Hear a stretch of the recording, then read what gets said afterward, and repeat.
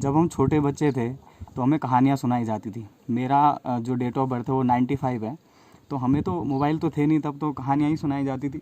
जब तक जितना मुझे याद है हमें कहानियाँ सुनाई जाती थी, और मोबाइल तो तब कुछ सालों बाद आया।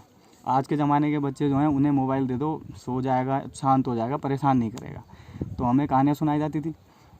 अब जब हम बड़े हो गए तो वही हमारी दादी दादा वो भी बुज़ुर्ग हो गए, तो अब वो हमें सुनाते कि वो हमारी उम्र में थे तब कैसा था, दुनिया कैसी थी, रीति रिवाज कैसे थे।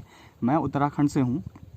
अभी जो मैं देख रहा हूँ उसमें हमारा क्या है कि आधुनिक और प्राचीन दोनों तौर तरीक़ों को मिक्स करके हम जी रहे हैं। जैसे कि हम हल भी लगा रहे हैं, खेती भी कर रहे हैं, इतनी ज़्यादा नहीं, पहले से कम, और मोबाइल भी चला रहे हैं और गाड़ियों से इधर उधर आ जा रहे हैं। जब हमारे दादी दादा हमारी उम्र के थे तो वो पैदल आया जाया करते थे, चप्पलें पहनने को नहीं हुआ करती थी। इस तरह का जीवन था। और हमें कई चीज़ें ऐसी हैं जिनमें विश्वास ही नहीं होता। जैसे कि कोई कहता है हम वो पहाड़ी से घास लाते थे, अब वो पहाड़ी इतने नीचे गधेरा, फिर इतने ही ऊपर हम। तो कुछ चीज़ें ऐसी हैं जिन्हें हमें विश्वास तो होता ही नहीं है, लेकिन वो हकीकत थी तब, और सुनने में बहुत इंटरेस्टिंग लगती हैं वो कहानियाँ आज। लेकिन अगर आप सोचो वो चीज़ करने की अगर नौबत आए तो फिर कितनी मुश्किलें हैं, जीवन बहुत बेकार है। आज हम जहाँ बिना लाइट के एक आधे घंटे नहीं रह सकते, बिना मोबाइल के 10 मिनट नहीं रह सकते, तो हमारे लिए तो इम्पॉसिबल। तो फ़िलहाल मैं एक गांव में गया था, थैलीसैंण ब्लॉक, उत्तराखंड में, पौड़ी गढ़वाल थैलीसैंण ब्लॉक में वो गांव है, उसका नाम है बड़ेत। तो वहाँ का अभी भी जो रहन सहन है वो थोड़ा सा प्राचीन ही है। यानी कि इतना तो मैं ये नहीं कहूँगा हम इतने एडवांस हैं, लेकिन हम थोड़ा उनसे आगे हैं, ये कहने में कोई गलत नहीं है। तो वहाँ की मैंने वीडियो बनाई, ऐसे ही चलते चलते मुझे लगा कि मुझे शेयर करनी चाहिए। तो चलिए बड़ेत गांव चलते हैं। तो ये है गांव का सबसे ऊपरी हिस्सा।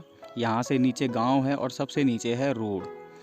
तो यहाँ से ऊपर तो आसमान ही है, और अभी गांव दिख भी नहीं रहा, नीचे है थोड़ा सा। तो चलिए, तो ये जितना भी आपको सीमेंटेड स्ट्रक्चर दिख रहा है वो सारा जो कंक्रीट का स्ट्रक्चर है वो गवर्नमेंट है, यानी कि स्कूल या फिर पंचायत घर, इस तरह।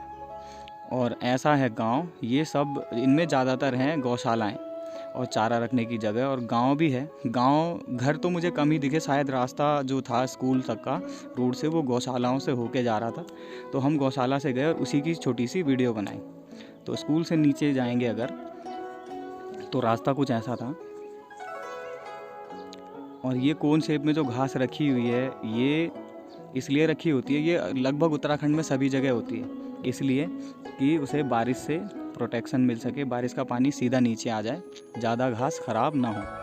तो इस तरह की गौशालाएं थी। नीचे गाय, ऊपर गाय का चारा या फिर मुर्गियां वगैरह, हल्की चीज़ें। और जितने भी गौशालाएं या मकान थे वो सब पत्थरों से बने हुए, और पत्थरों के बीच जो बाइंडिंग मटेरियल होता है, यानी कि जो दो पत्थरों को जोड़ता है, वो था मड। तो इस तरह अभी भी उत्तराखंड में लगभग सभी गांवों में ऐसे घर भी आपको देखने को मिल जाएंगे, लेकिन यहाँ पे कुछ ज़्यादा थे। और ईंट तो मानो कहीं थी ही नहीं। शायद इसका कारण ये हो सकता है कि यहाँ पे पत्थर ज़्यादा हैं और ईंटें कम। और रास्ते में चलने से ज़्यादा महसूस भैया रास्ते की जो किनारे दीवार थी उस पर ज़्यादा सही लग रहा था चलना, क्योंकि रास्ते की हालत आप देख रहे हैं कहीं कहीं पे ज़्यादा ही ख़राब है। जाते जाते हमारी नज़र पड़ी एक गुलाब के पेड़ पे। गुलाब का पेड़ ही है समझो, पेड़ के साथ गुलाब आसमान छूने की तैयारी पे था, लेकिन हमारे जो साथ थे उनकी नज़र किसी और चीज़ पे पड़ी, और वो थी गेहूं की बालियां। तो जब हम छोटे थे, हमारे यहाँ अभी तो गेहूं होते नहीं हैं इतने, तो जब हम छोटे थे तो ये कच्ची गेहूं, जब नई नई खेती कटती थी तो कच्ची गेहूं की बालियां हम आग में भून के, फिर जो उनको थोड़ा ठंडा करके, और फिर हाथ दोनों हथेलियों के बीच मसल के और उन्हें खाते थे गेहूं को। तो वो बहुत टेस्टी होता था। आई होप आप समझ गए होंगे जो मैं समझाने की कोशिश कर रहा हूँ। और उसे हम पहाड़ी भाषा में कहते थे ऊमी। तो यहाँ के लोग बहुत अच्छे थे, मानो कि हमने मांगा बाद में उन्होंने दे पहले दिया। हालांकि अभी हमारे इधर तो कड़वाहट थोड़ी ज़्यादा है उत्तराखंड में, जितने भी बाजारू जगह हैं। हालांकि हम भी इतने एडवांस नहीं हैं, लेकिन फिर भी इसे हम एडवांस भी नहीं कह सकते जैसे जीवन यापन हम कर रहे हैं। तो हमने ये चीज़ ली। खैर अभी तो 3-4 दिन हो गए ये वीडियो बनाए हुए, तो इस चीज़ की मैं वीडियो बना नहीं पाया क्योंकि टाइम नहीं मिला।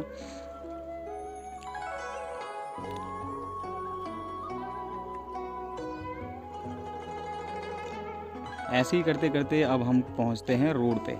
कमर पे ये अनाज का गट्ठर या फिर घास का गट्ठर लाने का स्टाइल भी हमें बहुत अच्छा लगा। उत्तराखंड में कम ही जगहों पे इस तरीके से घास लाया जाता है या फिर अनाज लाया जाता है। बाकी हमारे यहाँ तो सिर पे रख के लाते हैं या फिर जो जेंट्स होते हैं वो कंधे पे रख के लाते हैं गट्ठर।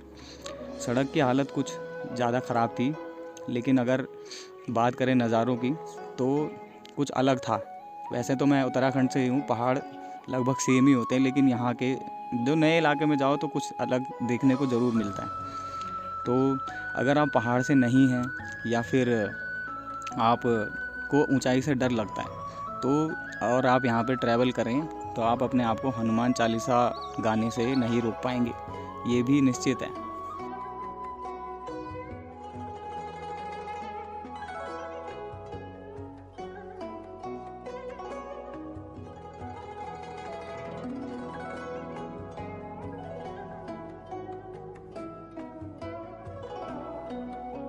तो भैया ये था बड़ेत गांव। मुझे तो बहुत इंटरेस्टिंग लगा। आपको कैसा लगा आपने कमेंट में लिखना है। अगर आप मुझसे बड़े होंगे तो आपको ज़रूर कुछ पुरानी यादें आपकी ज़रूर ताज़ा हुई होंगी इस वीडियो से।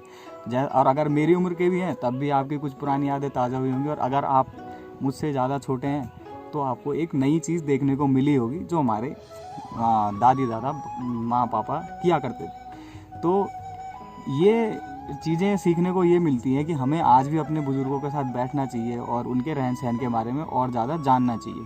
उसमें हमारा कोई नुकसान नहीं है, फ़ायदा ही है। हम एडवांस चीज़ें तो सीख ही रहे हैं, लेकिन अगर उनसे कुछ पुराना भी सीख लेंगे तो उसमें कुछ गलत नहीं है। क्योंकि देखो, जैसे जितनी भी बिल्डिंग्स थी वो पत्थर की बनी हुई थी। जितना भी पत्थर था, आपने देखा छत में स्लोप वाली छतें थी और उसमें जो पत्थर लगा हुआ था उसे आज के ज़माने में कहते हैं ड्रेसिंग स्टोन। ड्रेसिंग स्टोन, उसके लिए खदानें खुली हुई हैं और मशीनों से वो पत्थर आज बनाया जाता है। तब के ज़माने में देखा जाए तो वो छैनी और हथौड़ी से वो चीज़ें बनाई जाती थी। तो कुछ ना कुछ तो उस ज़माने में भी टैलेंट था और ऑब्वियसली रहा होगा। हमने उन्हीं से तो सीखा है हर चीज़। तब इंसान क्या करती थी, आज उनमें से 70% काम मशीनें कर रही हैं। आज भी हज़ारों स्ट्रक्चर ऐसे हैं जिनमें साइंस तो अप्लाई होती ही नहीं है और वो सक्सेस है। तो अभी भी कुछ ना कुछ हमें सीखना तो है पुरानों से। और बहुत कुछ हम खो चुके हैं जो हम अपने पुरानों के साथ नहीं बैठ के या फिर बोरियत सी महसूस करके वो हम खो चुके हैं। तो फ़िलहाल आप एक वीडियो और बनाइए ऐसी रोड की, आप वो देखते रहो। मैं चलता हूँ, मिलते हैं अगले वीडियो में। तब के लिए बाय बाय।